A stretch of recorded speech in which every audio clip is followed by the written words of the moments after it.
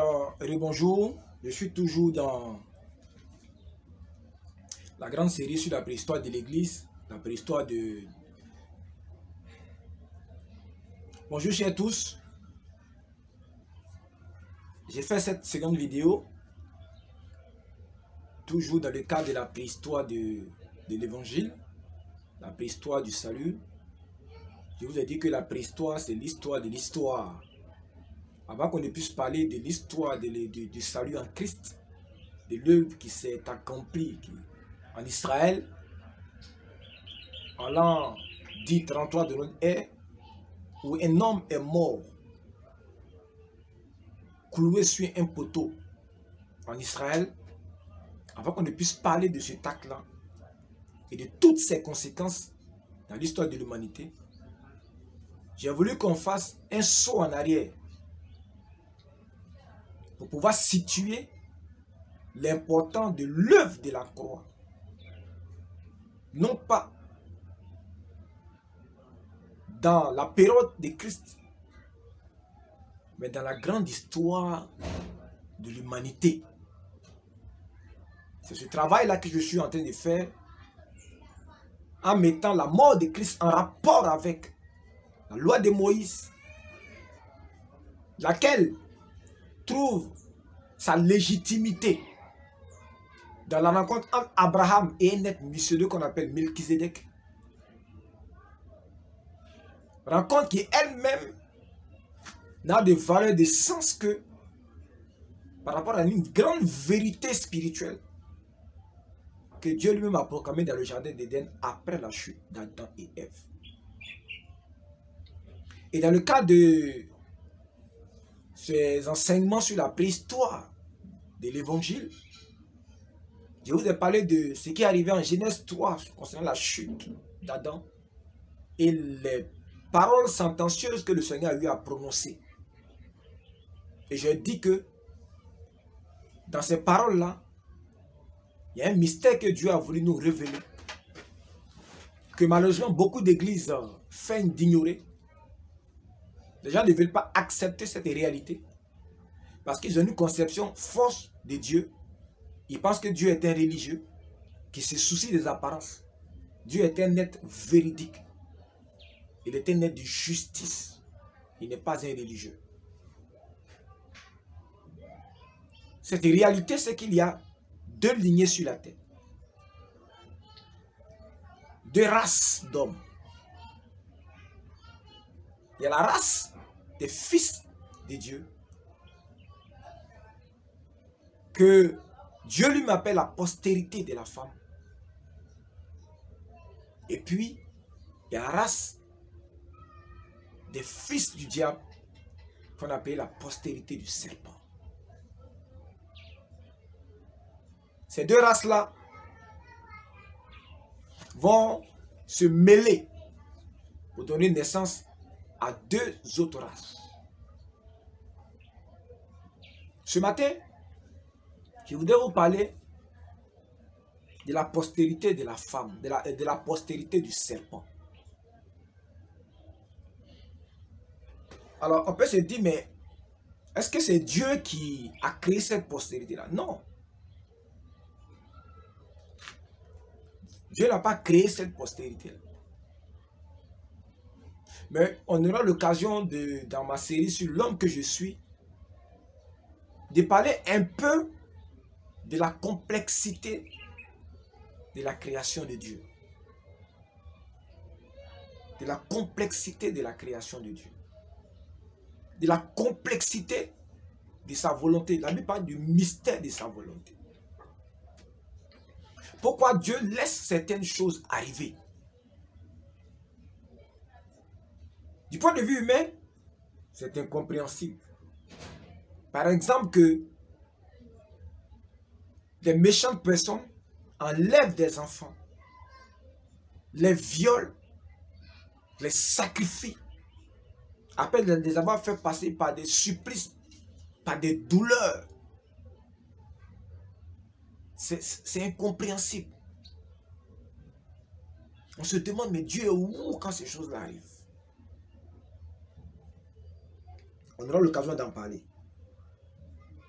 Mais sachez une chose, et ça sera le verset d'introduction à cette deuxième partie sur la postérité du serpent. Proverbe 16, le verset 4 dit: l'Éternel a tout fait pour un but.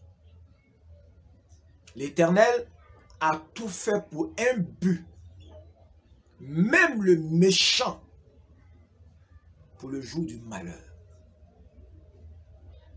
Dieu a tout fait pour un but. Même le méchant, l'impie, il a été fait pour le jour du malheur. Pour que le jour du malheur ait un sens dans notre réalité, dans notre existence, il faut qu'il y ait quelqu'un qui va subir les affres de ce jour du malheur pour que ce jour du malheur ait tout son sens. Je vous invite à sortir des considérations religieuses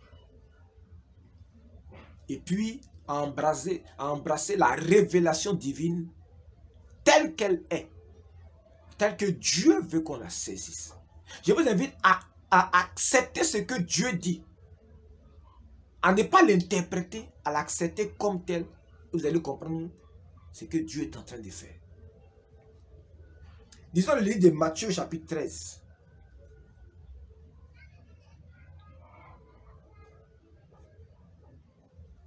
À partir du verset 48.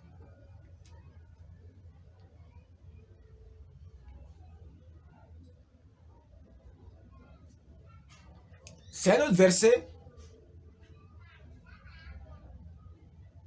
qui commence au verset 47. Jésus dit: le royaume des cieux est encore semblable à un filet jeté dans la mer et ramassant des poissons de toute espèce.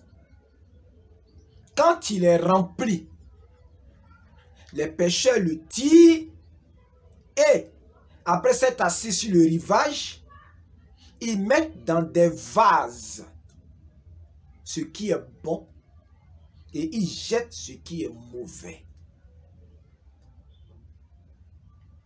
Il en sera de même à la fin du monde. Les anges viendront séparer les méchants d'avec les justes. Et ils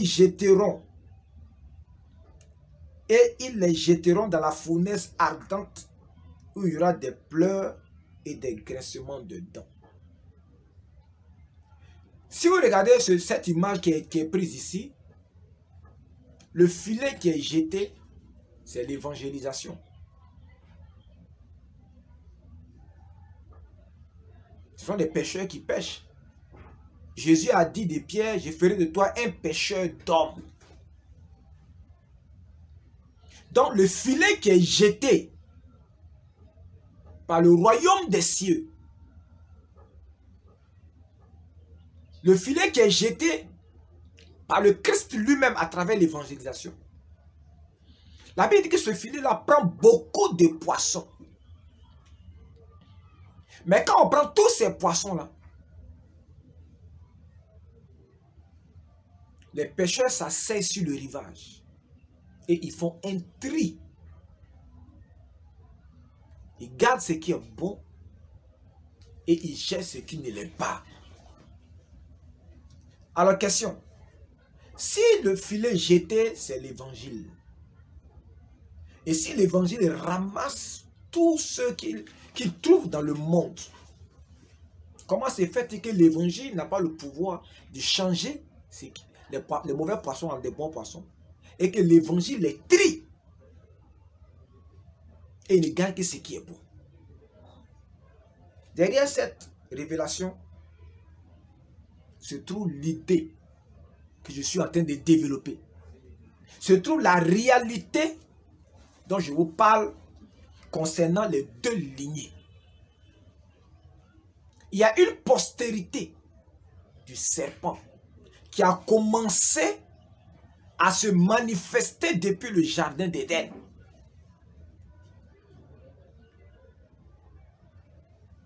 Et Jésus est apparu en tant que postérité de la femme pour détruire cette postérité du serpent et ses œuvres. C'est pourquoi il a dit, le Fils de l'homme est apparu pour détruire les œuvres du diable. Ces œuvres, ce n'est pas seulement l'adultère, c'est toute cette race d'impies qu'il suscite dans la race humaine. Et je voudrais vous montrer des éléments dans la Bible. Vous voyez, ce n'est pas des choses qui sont dites de façon explicite par le Seigneur, mais il le dit de façon implicite pour que ceux qui veulent chercher, qui veulent sonder, ceux qui aiment la réflexion, ceux qui aiment l'intelligence, ceux qui aiment la connaissance, soient capables de découvrir cette réalité. Sinon, ces deux lignées-là, avec les deux autres lignées qu'elles ont enfantées, c'est écrit ici.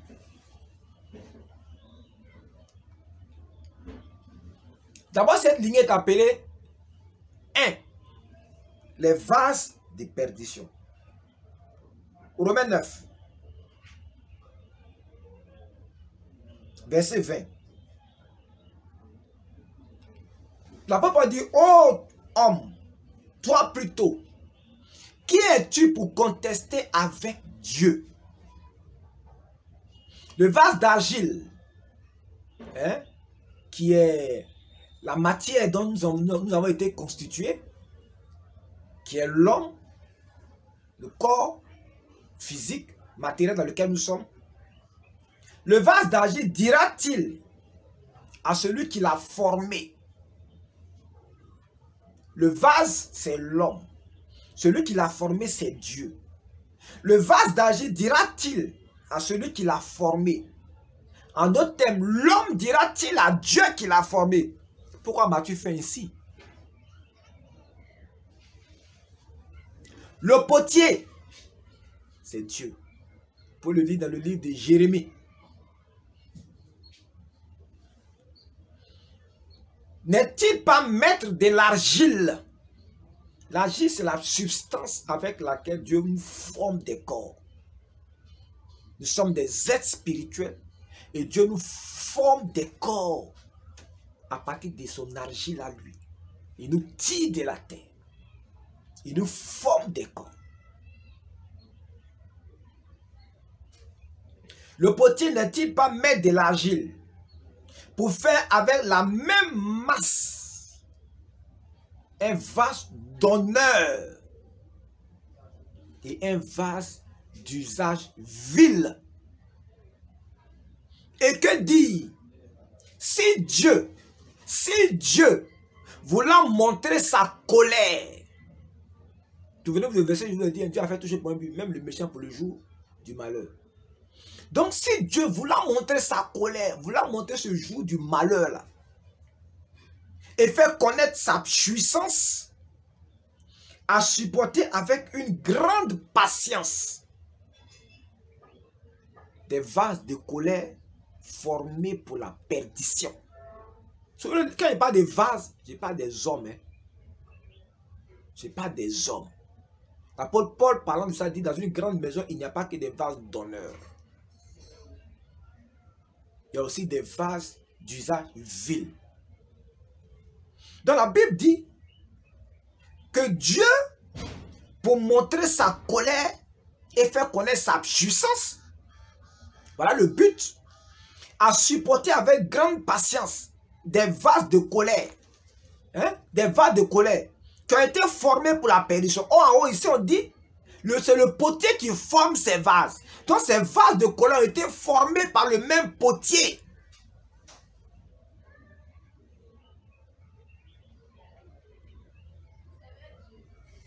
Mais, ces vases ont été formés pour quoi? Ces vases ont été formés pour transporter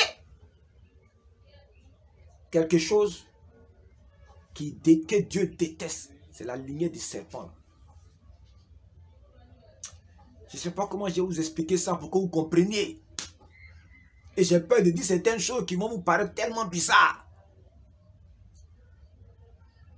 La postérité du serpent, elle devait être manifestée. Parce que Adam lui a donné accès à la race humaine. Donc Dieu va accepter d'inclure dans son plan de création des êtres humains que cette postérité des serpents-là, qui sont des êtres spirituels, puissent être manifestés dans des corps d'hommes que Dieu forme dans le sein d'une femme, afin de pouvoir les juger, les condamner. Il fallait que leur nature soit exprimée, manifestée. Donc Dieu va accepter que cette postérité de serpents-là puisse exister sur la terre, compromettant son plan, créant du désordre, créant de la méchanceté. Et Dieu va les supporter jusqu'au temps de la moisson.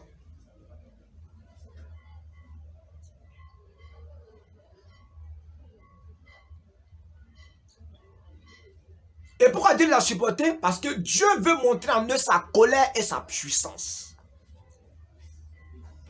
Dans la révélation de sa personne, sa colère et sa puissance devaient être démontrées. C'est pourquoi il a permis que ces choses-là adviennent. Après le péché d'Adam, Dieu aurait pu arrêter la création. Mais il a préféré un autre plan. Et c'est ce plan-là. C'est ce plan dont il parlait. Dans ce plan, il devait accepter que la postérité du serpent ait une existence dans cette race, dans cette réalité. Sachant que cette postérité-là viendrait pour compromettre ses plans. Sachant que cette postérité-là viendrait pour s'aimer le chaos et le désordre sur la terre. Dieu a usé de patience. C'est ce qu'il écrit ici. Dans le verset. Et que dire si Dieu, voulant montrer sa colère et faire connaître sa puissance, a supporté avec une grande patience des vases de colère formés pour la perdition. Et s'il a voulu faire connaître la richesse de sa gloire avec des vases de miséricorde. Donc, regardez, il y a deux types d'hommes. Il y a les vases de colère formés pour la perdition, qui a été formé par le même potier. Et puis il y a les vases de miséricorde qu'il a d'avance préparés pour la gloire. Ces vases-là, c'est de toutes les questions de quand on parle de la postérité de la femme. Et je vous ai montré que la postérité de la femme, c'est Christ. C'est lui qui est la 14e lignée. La lignée, depuis la déportation jusqu'à Christ. Jésus-Christ est la 14e lignée. Et c'est lui qui est la postérité de la femme. Et à partir de lui, va naître des fils et des filles dans cette lignée-là. Ce sont ces deux qu'on appelle les vases de miséricorde. Et verset 4, on dit, ainsi nous a-t-il appelés, non seulement d'entre les Juifs, mais encore d'entre les païens, ainsi de suite.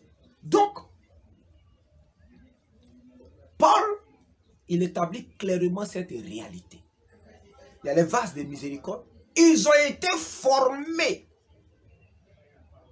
préparés d'avance pour la gloire. Et il y a les vases de colère qui ont été formés, préparés d'avance pour la colère et pour la perdition. Ces choses-là sont dans la Bible. C'est pourquoi il y a des gens sur la terre, ils ne se convertiront jamais à Jésus. Mais c'est un groupe minoritaire. Hein? C'est un groupe minoritaire. Ils ne se convertiront jamais à Jésus-Christ. Selon la révélation du semeur, on peut les estimer à 25%. Il dit estimation, hein. Ce n'est pas un chiffre correct. N'allez pas dire que le frère Barnabas dit qu'il y a 25% de personnes. Je dis non, je dis selon la révélation de la parabole du semeur. On peut faire une estimation à 25%. C'est un cas. Ces gens-là sont des filles de perdition. Ils sont de la lignée de Satan, ils sont de la postérité, ils sont de sa semence. Ils ne se convertiront jamais à l'évangile de Jésus-Christ. Jude 1. Il ne faut pas que vous disiez après que j'ai pris un seul verset pour faire une doctrine. Jude 1, le verset 4. Il dit car, c'est un apôtre, hein, selon l'histoire biblique, c'est l'un des frères biologiques de Jésus-Christ, notre Seigneur. Car il s'est glissé parmi vous certains hommes dont la condamnation est écrite depuis longtemps. Des impies. Vous voyez? C'est leur nature. Mais c'était quoi? Ils étaient dans l'église. On ne parle pas ici des justes qui vivent mal. Il y a des fils de Dieu, nés de nouveau, qui sont encore dans la séduction satanique et qui vivent mal. Mais la Bible dit que ce sont des gens dont la condamnation est écrite depuis longtemps. Elle est écrite depuis quand? Depuis le jardin d'Éden. Et la Bible dit que ce sont des impies qui changent la grâce de notre Dieu en dissolution et qui renient notre seul maître et Seigneur Jésus-Christ. Regardez les gens qui sont dans l'église. Ils sont dans l'église, hein. On dit qu'ils sont glissés parmi nous. Ils sont dans l'église, mais ils viennent dans l'église avec leur nature. Ils ont changé la grâce de Dieu en dissolution. C'est eux qui sont aujourd'hui les partisans de Gédéon et de certains branhamistes qui disent que Jésus-Christ a déjà tout payé, on peut vivre, on peut avoir des maîtresses, des copines, faire ce qu'on veut, on peut boire et casser jusqu'à l'ivresse parce que Jésus a tout payé. C'est d'eux dont il est question. Ces gens-là, la Bible dit que ce sont des vases de perdition. Leur condamnation a déjà été écrite. Ils sont rentrés dans le corps de Christ. Ils se sont fait passer pour des enfants de Dieu, pour des serviteurs de Dieu. Et c'est eux qui ont transformé la grâce de Dieu en dissolution. Et qui pardonnent leurs œuvres. Régner notre seul maître et Seigneur Jésus-Christ. Parce que tu peux régner Jésus-Christ par tes œuvres. Quand tu transformes la grâce de Dieu en dissolution, tu renies Christ par tes œuvres. Pourquoi? Parce que Jésus-Christ, il est mort pour le péché. Donc quelqu'un qui a versé son sang à cause du péché, tu ne peux pas dire que cet homme-là t'a racheté du péché. Et puis maintenant, tu vas aller boire goulûment à ce péché-là. Tu n'as rien compris. Tu n'as rien compris. Si ce sont mes péchés qui ont fait mourir mon sauveur, celui que j'aime à la croix, alors ma détermination, c'est de faire tout pour ne plus vivre comme je vivais avant. Et quand je me trompe, que je tombe, je ne cherche pas des versets pour justifier mon comportement déviant, mais je me repens, je demande pardon.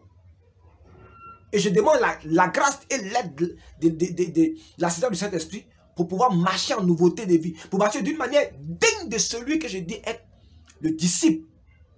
Car tu ne peux pas être une prostituée, un prostitué, et puis être le disciple d'un homme comme Jésus-Christ, en qui il n'a été trouvé aucun péché.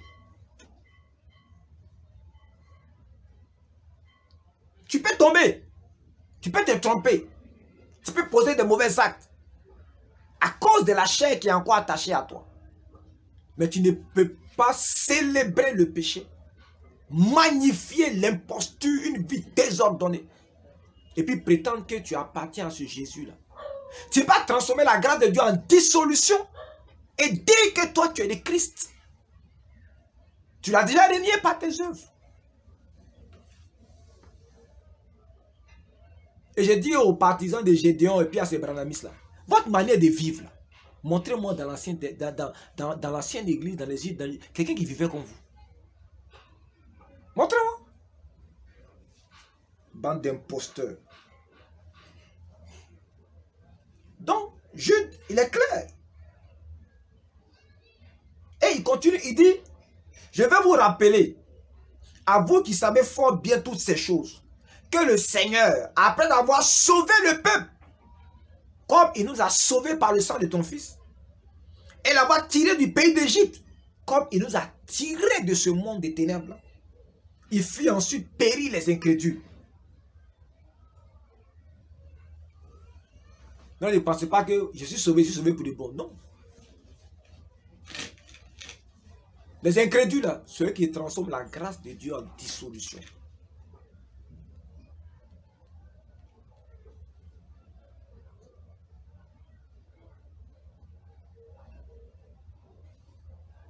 Et la Bible dit que ces gens-là, ils souillent les chairs, ils méprisent l'autorité.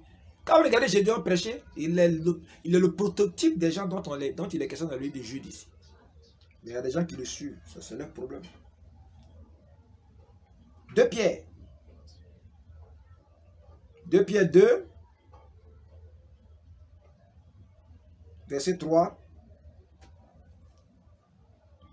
À partir du verset 1, 2 Pierre 2, verset 1.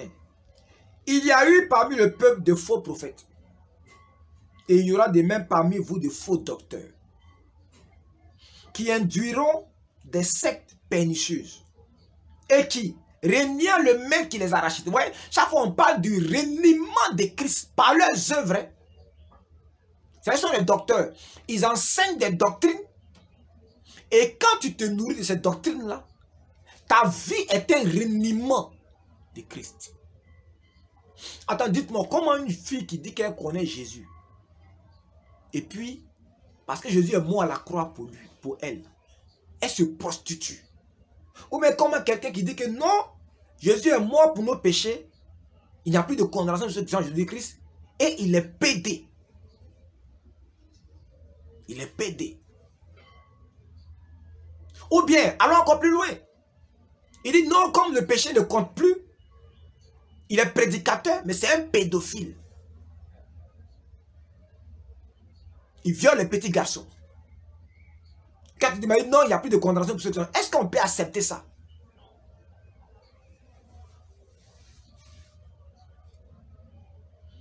Et qui reniant le maître qui les a rachetés. Souvenez-vous, Jésus nous a rachetés du péché et de ses conséquences. Attireront sur eux une ruine soudaine. Plusieurs les suivront dans leur dissolution. Chaque fois, on revient là-dessus. Dans leur dissolution. Et la voix de la vérité sera calomniée à cause d'eux. C'est un groupe. Par cupidité, ils trafiqueront de vous au moins des paroles trompeuses. Eux que maintenant, depuis longtemps, la condamnation. C'est la même condamnation de Genèse là. La postérité de la femme t'écrasera la tête. Et dans la ruine de sommeil.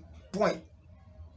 Car si Dieu n'a pas épargné les anges qui ont péché, mais s'il les a précipités dans les abîmes des ténèbres et les réserve pour le jugement, s'il n'a pas épargné l'ancien monde qu'il a sauvé, Noé, lui, 8e, ce prédicateur de la justice, là qui fit venir le déluge sur un monde impie, s'il a condamné à la destruction et réduit ensemble les villes de Sodome et de Gomorrhe, de donnant comme exemple aux impies à venir, ainsi de suite, ainsi de suite, ainsi de suite. Donc, ce sont des vases de perdition. Même si tu fais un effort pour les mettre dans l'église, ils vont manifester leur nature impie.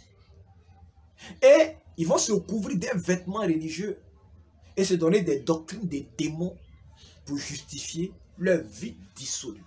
Je voulais profiter pour vous dire une chose. Si Jésus t'a racheté, et si le germe de vie éternelle, la semence de la parole est en toi, tu ne peux pas vivre dans la dissolution. Tu peux avoir une faiblesse, mais tu es conscient au-dedans de toi que ce que tu fais là n'est pas correct devant ton Créateur. Mais lorsque ta conscience ne te dit rien, et que tu te glorifies d'avoir des maîtresses, tu te glorifies d'avoir des maîtres, tu te glorifies de tout cette vie dégradée que tu mènes, alors il y a un problème. C'est que ta conscience est morte. Or, quand tu reçois Christ, la première chose que Jésus-Christ va restaurer dans ta tête, c'est ta conscience. Par le Saint-Esprit, qui te donne la connaissance du bien et du mal, qui te donne le jugement divin en toi, qui te permet de discerner ce qui est la volonté de ce qui ne l'est pas. Mais quand tu n'as pas cette capacité-là, ça veut dire qu'en fait, ta conscience est sclérosée, elle est morte, elle a été cautorisée Et il y a longtemps que le Saint-Esprit est parti. Il y a longtemps que tu as renié Christ, mais tu ne le sais pas. Ce qui te reste, c'est la Bible et puis la doctrine. Selon la vie éternelle, tu ne l'as plus depuis longtemps. Donc, la Bible, première chose, la Bible appelle des vases formés pour la colère, formés pour la perdition. La Bible aussi appelle cette lignée-là les fils de la perdition. Jean 17, le verset 12. Alors là, je vais vous donner une grande révélation.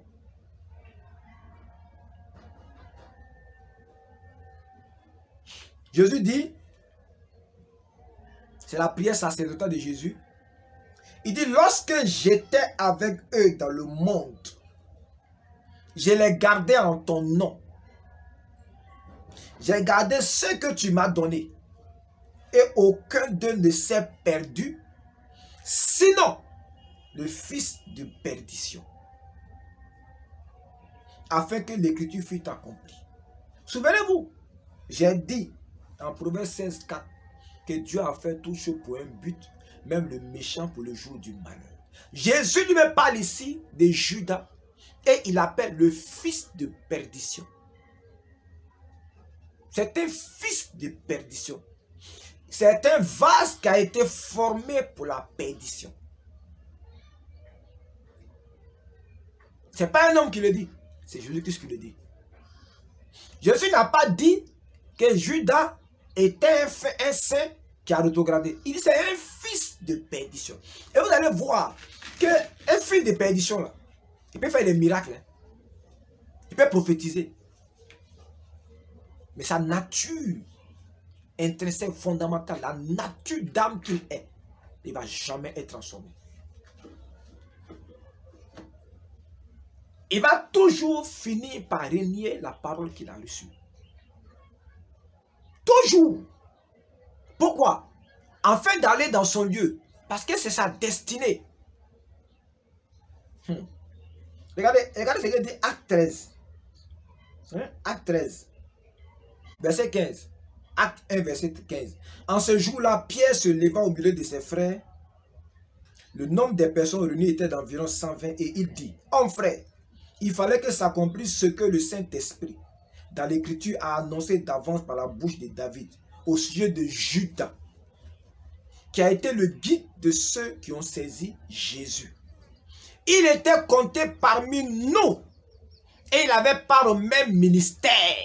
Judas, un fils de perdition, avait part au ministère apostolique primitif. C'est-à-dire tous les signes que les apôtres ont accomplis, il les a accomplis aussi. Il a été en présence de la parole. Il a marché avec la parole. Il a vécu avec la parole, mais il a fini par régner. Il a fini par trahir la parole de Dieu. Cet homme ayant acquis un champ avec le salaire du crime est tombé, s'est rompu par le milieu du corps et tous ses entrailles se sont répandues. La chose a été si connue de tous les habitants de Jérusalem que le champ a été appelé dans leur langue Akel Dama, c'est-à-dire champ du sang. Or, il est écrit dans le livre des psaumes que sa demeure devienne déserte, que personne ne l'habite et qu'elle ne prenne sa charge. Il faut donc que parmi ceux qui ont accompagné tout le temps que le Seigneur Jésus a vécu avec nous, depuis le baptême de Jean jusqu'au jour où il a été enlevé du milieu de nous, il y en a un qui nous soit associé comme un témoin de sa résurrection. Ils présentaient deux. Joseph, appelé Barsabas, surnommé Justus et Matthias. Puis il fit cette prière. Seigneur, toi qui connais les cœurs de tous, désigne lequel de ces deux tu as choisi, afin qu'il ait part à ce ministère et à cet apostolat que Judas a abandonné pour aller en son lieu. La Bible dit que Judas a abandonné l'apostolat pour aller où en son lieu. Il y avait un lieu qui lui était destiné, c'est l'appelle les partis. Pourquoi? Parce que c'est un fils de perdition, formé pour la perdition.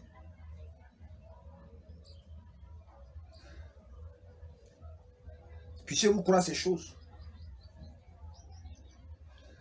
2 Thessaloniciens 2.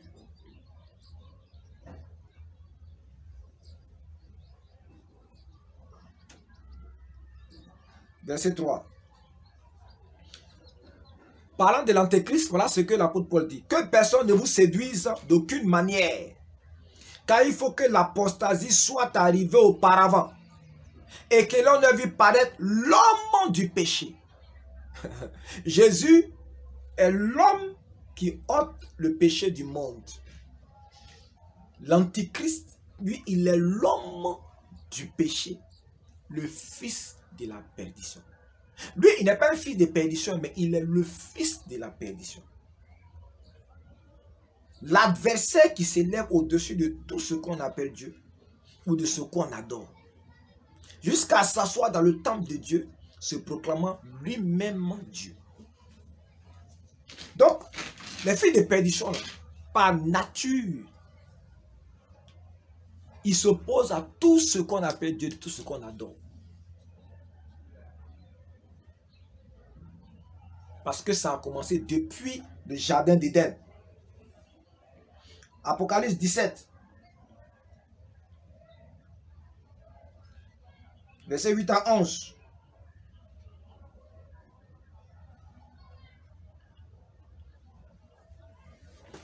Et la bête que tu as vue était et elle n'est plus. Elle doit monter de l'abîme et aller à la perdition. Et les habitants de la terre, écoutez-moi bien, et les habitants de la terre, ceux dont le nom n'a pas été écrit dès la fondation du monde dans le livre de vie, s'étonneront en voyant la bête parce qu'elle était et qu'elle n'est plus et qu'elle réapparaîtra. C'est ici l'intelligence qui a de la sagesse.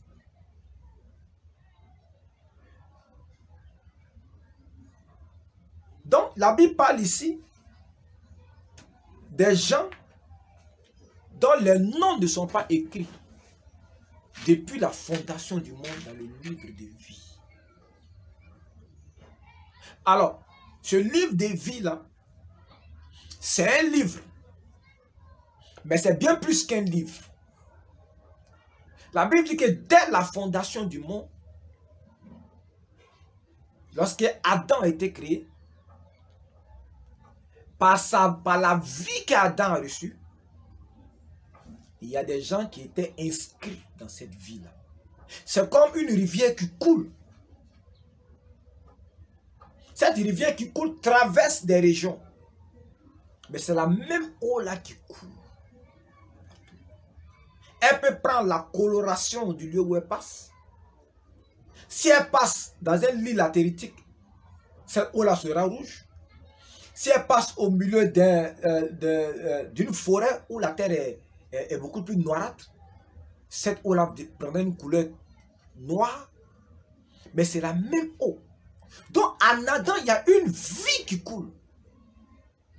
Et tous ceux qui sont dans cette ville, c'est eux qui, dès la fondation du monde, ont été identifiés et connus. C'est la race d'Adam. C'est elle qui va être recyclée dans la postérité de la femme en Christ et qui va être rachetée. On les appelle aussi les fils du diable. Là, on va maintenant, la révélation commence maintenant à être de plus en plus claire. Jean 8, verset 44.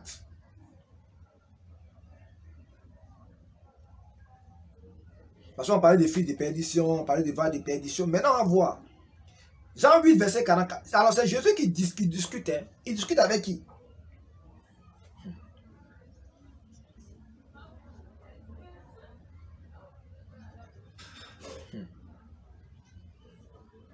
On va commencer au verset 41. Il discute avec des Hébreux, des fils d'Abraham selon la chair. Donc, ce sont des enfants qui techniquement sont considérés comme étant des fils de Dieu. Hein.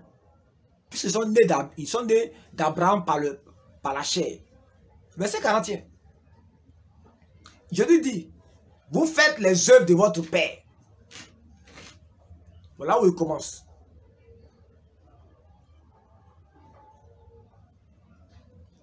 Et Les Juifs lui répondent, nous ne sommes pas des enfants illégitimes. Ça veut dire que ce que tu es en train de dire là, ce n'est pas vrai. Nous avons un seul Père, Dieu. Donc, regardez, Jésus leur dit, vous faites les œuvres de votre Père. Et ils ont compris. Il dit, non, nous sommes des enfants illégitimes. Cette race d'enfants illégitimes là, c'est elle, la postérité du serpent. Ils sont illégitimes parce qu'ils n'avaient pas le droit d'exister sur cette terre-là. Cette terre a été créée pour Adam et pour sa postérité, pour sa lignée. Leur présence sur terre est illégitime. Et les Juifs savent ça. Et Jésus dit à ces Juifs-là, faites les œuvres de votre Père.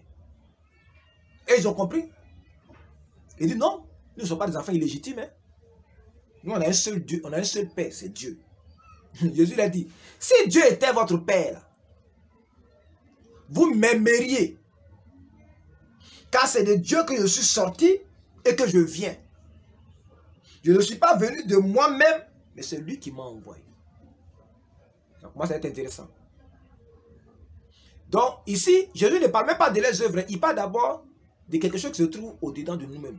Il dit, si Dieu était votre Père, la première chose que vous allez commencer à manifester au-dedans de vous, c'est que dans votre âme, ce sentiment qui allait sortir, c'était de m'aimer. Pourquoi? Parce que moi, je suis le germe, je suis la parole qui est sortie de Dieu. Donc, si Dieu est votre Père, votre première réaction, c'est d'aimer ce germe-là. Cette semence, cette parole vivante-là, c'est de l'aimer. Ce n'est pas une question de... C'est automatique, en fait. De la même manière que l'aimant attire le fer, le métal, si tu es de Dieu, hein, la première réaction, c'est d'aimer celui qui est le germe, la semence, qui est la parole, Christ. C'est automatique. C'est ce que Jésus essaie de leur enseigner.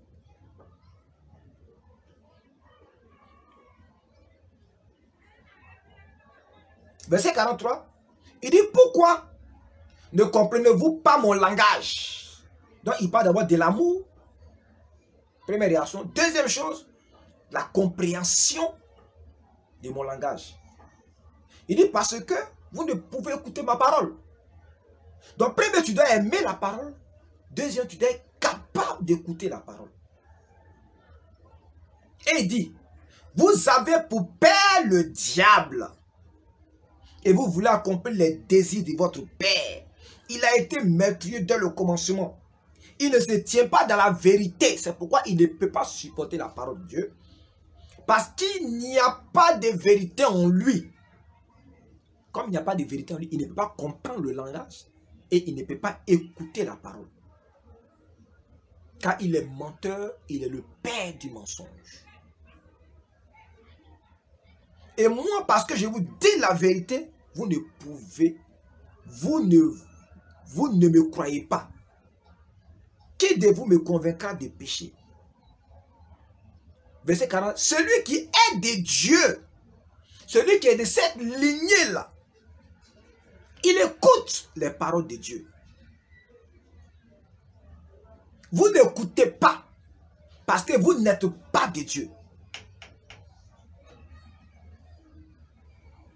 Voilà un autre mystère que Jésus-Christ expose ici. Il y a donc des fils du diable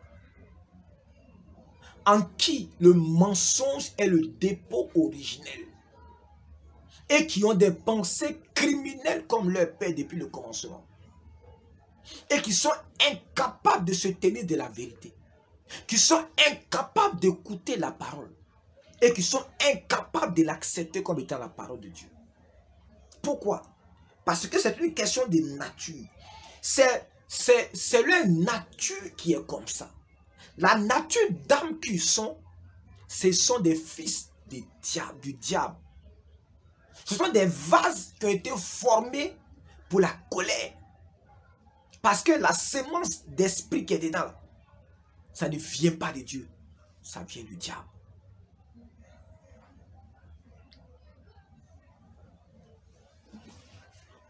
Puissiez-vous comprendre ces choses.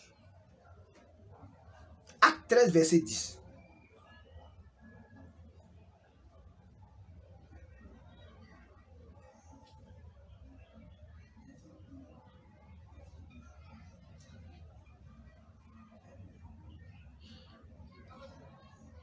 Voilà ce que dit l'apôtre Pierre, l'apôtre Paul, verset 9. Alors Saul, appelé aussi Paul, rempli du Saint-Esprit, fixa les regards sur lui et dit: homme plein de toute espèce de ruse et de fraude, fils du diable, ennemi de toute justice, ne cesseras-tu point de pervertir les voies droites du Seigneur? Vous voyez? Ça, c'est un homme qui se posait à la prédication de l'évangile. Et Paul a dit qu'il est rempli du Saint-Esprit. Donc Paul n'a pas dit ces choses-là de sa propre intelligence. Il a dit ça sous l'inspiration du Saint-Esprit. Et le Saint-Esprit dit que cet homme-là, c'est un fils du diable. Et son travail, c'est quoi? C'est de pervertir les voies du Seigneur.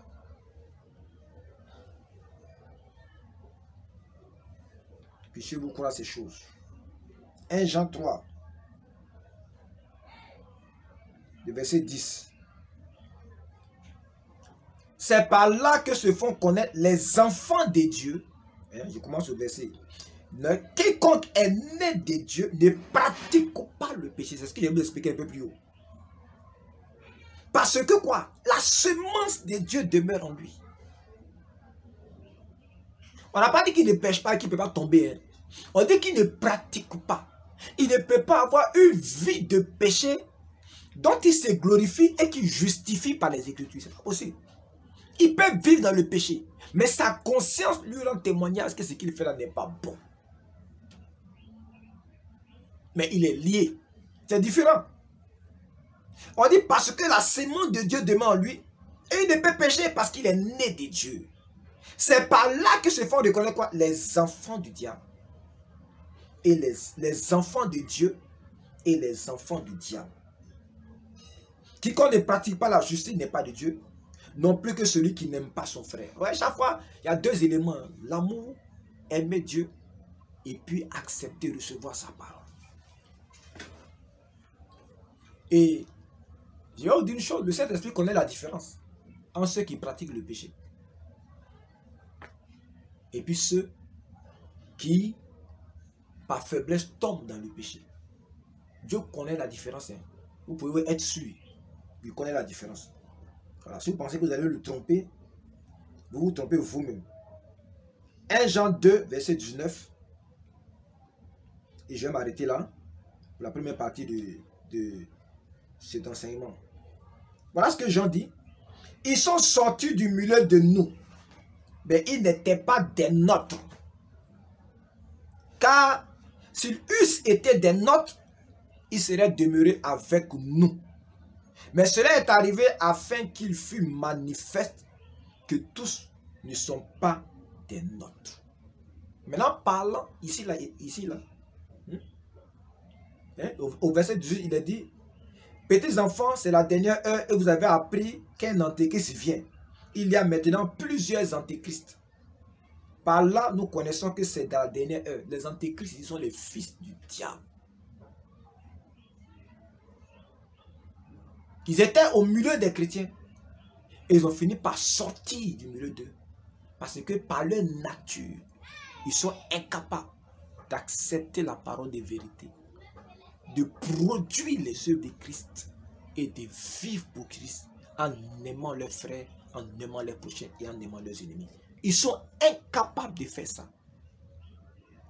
Parce que c'est une question de nature. Si vous comprenez, par nature, ce sont des vases formés pour la colère et pour la perdition. Ils peuvent être de bons religieux, mais ils sont incapables de porter la parole. Ils finiront tôt ou tard par trahir la parole de Dieu, par trahir la vérité de Christ, par trahir Christ par leurs œuvres, par leurs enseignements, par leurs doctrines, par leur vie. Ils sont incapables d'aimer les gens. Ce sont ces signes-là qui ne trompent pas. Donc, chers amis, c'est une première partie. Vous allez voir que c'est cette postérité du serpent-là. Jésus va l'appeler race des vipères, fils de la géhenne, fils du malin, ainsi de suite et ainsi de suite. Je voudrais que vous reteniez ceci. Il y a deux lignées sur la terre. Ces deux lignées se sont mélangées. Il y a eu une hybridation. Et ça a donné ce que nous avons aujourd'hui. Mais la lignée des fils de Dieu, ils sont rassemblés, ils sont recherchés par la prédication de l'évangile. Et lorsqu'ils reçoivent la prédication de l'évangile, ils emportent le fruit. Ils manifestent Christ. Ils ne vivent pas pour eux-mêmes. Ils vivent pour le Seigneur. Ils ne se compromettent pas dans les systèmes dénominationnels.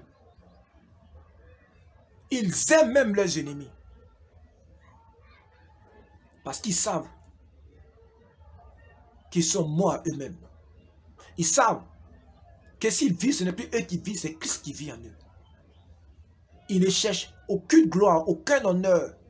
Ils n'ont aucun but dans cette vie que le royaume de Dieu. Que Dieu vous bénisse et qu'il vous aide à comprendre bien, mes frères et sœurs. Qu'il fortifie vos âmes et qu'il vous aide. Barnabas Honoré, votre bien-aimé frère vous salue. De la part de Croix Triomphante TV.